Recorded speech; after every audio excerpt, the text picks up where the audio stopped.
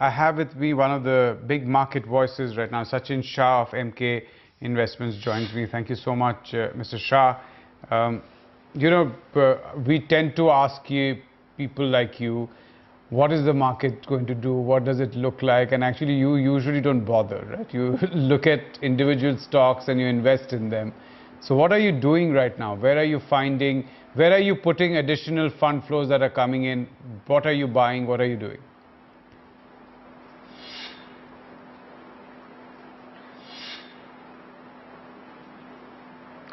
Okay, so broadly, I think the important thing to see is that we are actually entering the earning season, and as a policy, typically what we do is that we are more like a wait and watch when we are in the midst of an earning season, or particularly when we are actually entering the earning season, because we would really like to see the results, the trends, the numbers, and we take a lot of cues from this quarterly result seasons, and probably hear the commentary of various managements in their earnings calls or and the analyst meets, and a lot of interviews which come on a lot of TV channels like yours.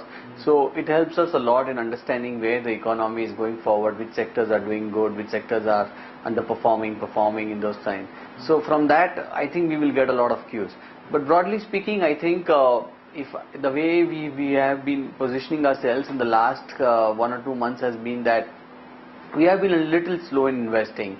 We believe that the valuations are a little ahead of time.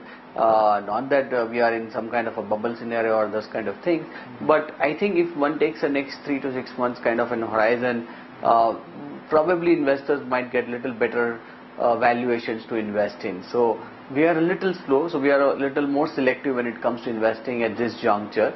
But of course, as I said, as we will get more trends and numbers from the current, from the quarterly result season, we'll probably take a fresh view at that point in time. So when money comes into your fund,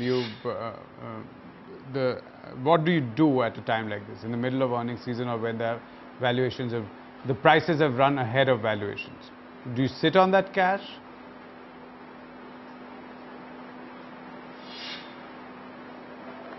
Well,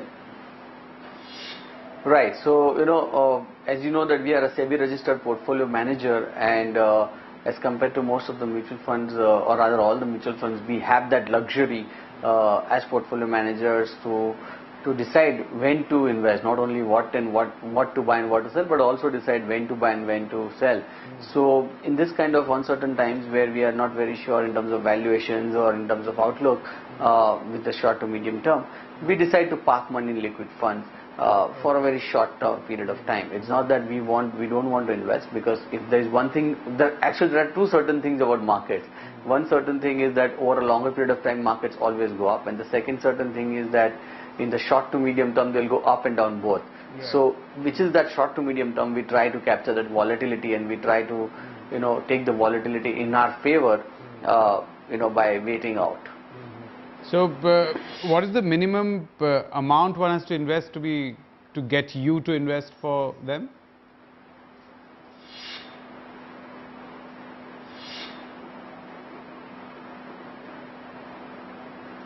So, sorry, can you please come back? I said that some funds which are portfolio management services, they have a minimum amount that you have to invest at least 25 lakhs with that fund for that to happen. I think that's a requirement. So what is the minimum amount for your fund?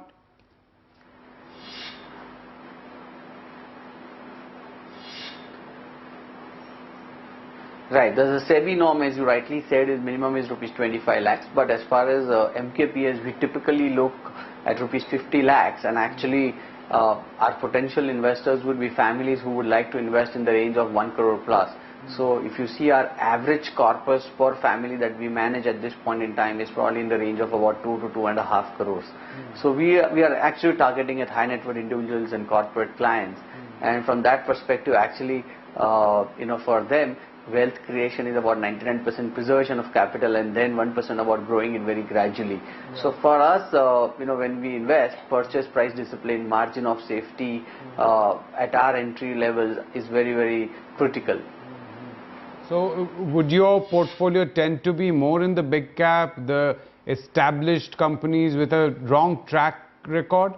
Would that be, and a small part would go into growth and high growth space?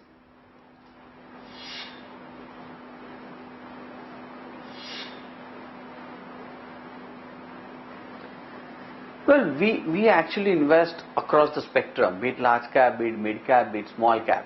But yeah, essentially we would like to invest in companies having a very, very strong track record. Having a strong track record is definitely one of the very, very minimum stakes things that we are actually always looking for. It could be a small company, but it's not something that we are looking at investing in a company which has just started business 3 to 5 years back. We would like at companies which have been around for a while, which have gone through enough business cycles, and where we see there's an inflection point now going ahead in the next 2, 3, 4 years. And obviously some of the large companies which are also doing extremely well, we are also very comfortable investing in some of those businesses. Okay, you have 3 investment ideas that you gave to us in the break, and it's interesting because some of them are betting on the way in which the government is spending and the way the economy is going to move. So I'm going to take I'm going to name those 3 for our viewers. Power Grid, you said LIC Housing Finance, and Mahindra and Mahindra. Just take us through the rationale individually. So let's start with Power Grid, for instance.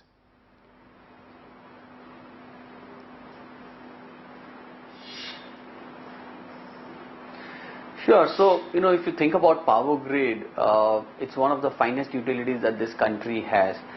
It has one of the best business models because, they are fully covered when it comes to recovering their money. They are very cash-rich company in that sense. The debt-equity ratio is very, very well measured. It's typically under 2 times to debt to equity. Over a longer period of time, they have delivered an ROE of upwards of 15 to 18%. What is happening in the last couple of years and what is also expected for the next 2-3 years is that their capitalization rate will actually be much higher than the capex that will do, which effectively means that their ROEs will be far higher, and also their earnings growth will also be in the range of at least 15 to 20% compounded for the next 2, 3, 4 years. Now this stock is actually available at a valuation of just about 15 times to 17 times March 17 numbers. It's just 6 months forward. So from that perspective, I think it's a very large company, a large blue chip company available at a very reasonable valuation, particularly when you are seeing a decent growth outlook as far as the earnings is concerned. So my sense is that one is that you will probably get at least an earnings growth upside, which is about 15 to 20% from here on for next 2-3 years. So it's a nice compounding machine. Second, there is also a good scope for this company to get re-rated. There is always a possibility that this stock actually starts trading at least 20-25 times multiple when its ROE will be in the range of 18 to 20%. So I think there's a good possibility that we probably will make about 20-25% compounded returns over the next 3 years on this stock.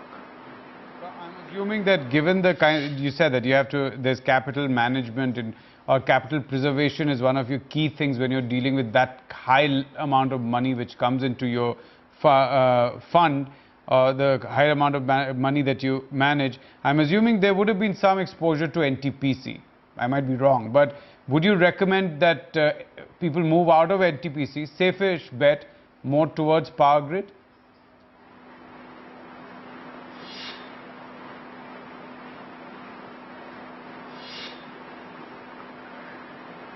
Sorry, can you please repeat your question? Sorry about the line, it's a bit bad. I'm saying that given that you would probably be, you said that capital preservation is one of the key things for you. So I'm assuming a safe bet like NTPC would have been one of the bets that you would have taken. But would you recommend now to viewers that move out of NTPC?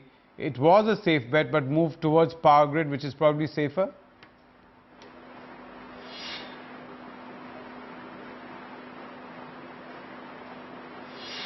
Well, we definitely feel Power Grid is in a much better position today as compared to NTPC, because there has been a couple of regulatory changes in the last 1 or 2 years as far as NTPC is concerned, and because of that their ROEs have got affected. That's number one. Number two, I think in the recent times what we have also seen that the demand for power has been a bit subdued as compared to the supply they have. So that is also affecting their earnings growth.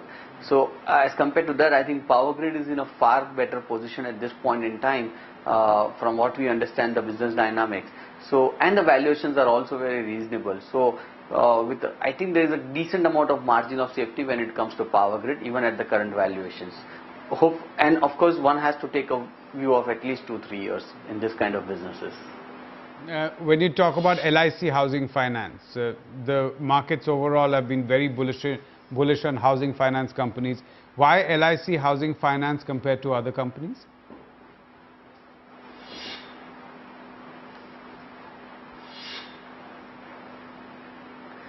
So, it's the second largest housing finance company. They have a loan book of nearly 1 lakh crore.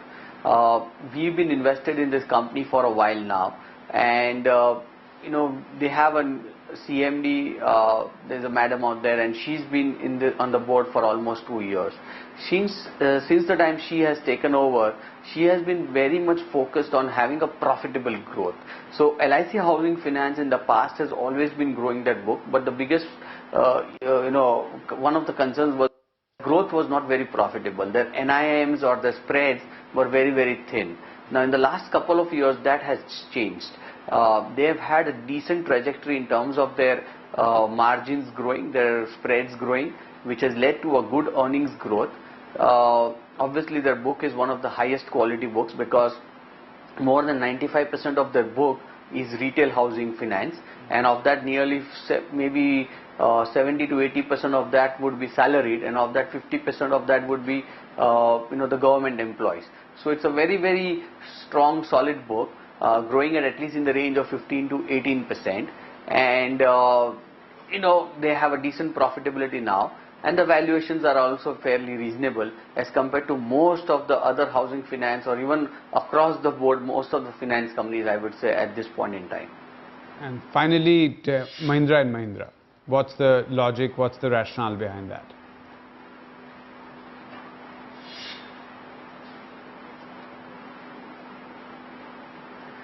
So one of the biggest reasons why we like Mahindra and Mahindra, that it's a big play on the rural economy.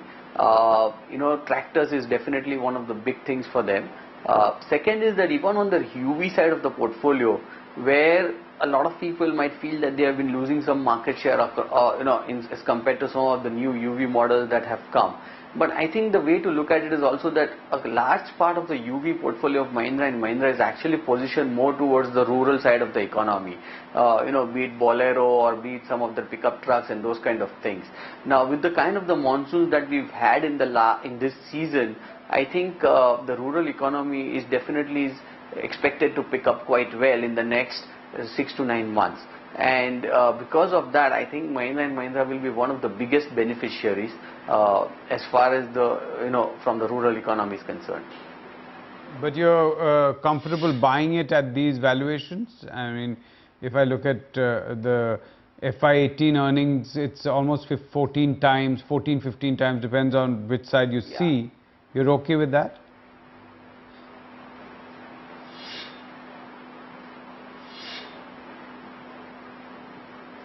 Definitely, they are at a very reasonable valuation. What we have to also see, it's in the context that the last 2 years, the monsoons have been very bad. So obviously, the tractor portfolio wasn't doing so great.